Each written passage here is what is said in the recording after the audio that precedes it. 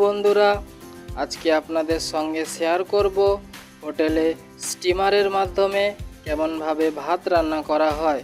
চলো বন্ধু, শুরু করা যাক।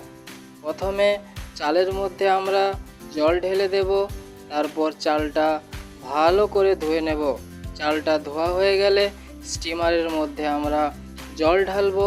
দেখতে পাচ্ছেন বন্ধুরা, এটা হচ্ছে স্টিমার। আমাদের জল ভরা হচ্ছে স্টিমারের মাধ্যমে। স্টিমারে জল ভর্তি। এবার স্টিমারে আমরা আগুন লাগিয়ে দেব। স্টিমারের জলটা যখন ফুটবে, দেখতে পাচ্ছেন বন্ধুরা, জল ফোটা শুরু হয়ে গেছে। এবার আমরা আস্তে আস্তে চালটা ঢেলে দেব। এখানে এটা সবথেকে সাবধানতার কাজ, কারণ জল খুবই গরম থাকে। একটু অসাবধানতা হলে খুব সমস্যা। একটুক্ষণ নেড়ে আমরা ঢাকনা দিয়ে দেব। কিছুক্ষণ পর ঢাকনা খুলে দেখব আমাদের চাল ফোটা শুরু হয়ে গেছে। দেখতে পাচ্ছেন বন্ধুরা, কেমনভাবে স্টিমারে স্টিম বেরোচ্ছে।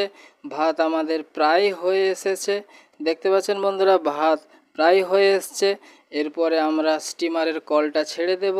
ভাতের ফ্যানটা পুরোটা বেরিয়ে গেলে ভাত পুরো ঝরঝরে হয়ে গেল। তো বন্ধুরা, ভিডিওটা কেমন লাগলো? এবার স্টিমারটা আমি ধোবো ভালো করে, আবার কালকে ভাত রান্না করার জন্য। আমার এই ভিডিওটা যদি তোমাদের খুবই ভালো থেকে থাকে, তাহলে একটু শেয়ার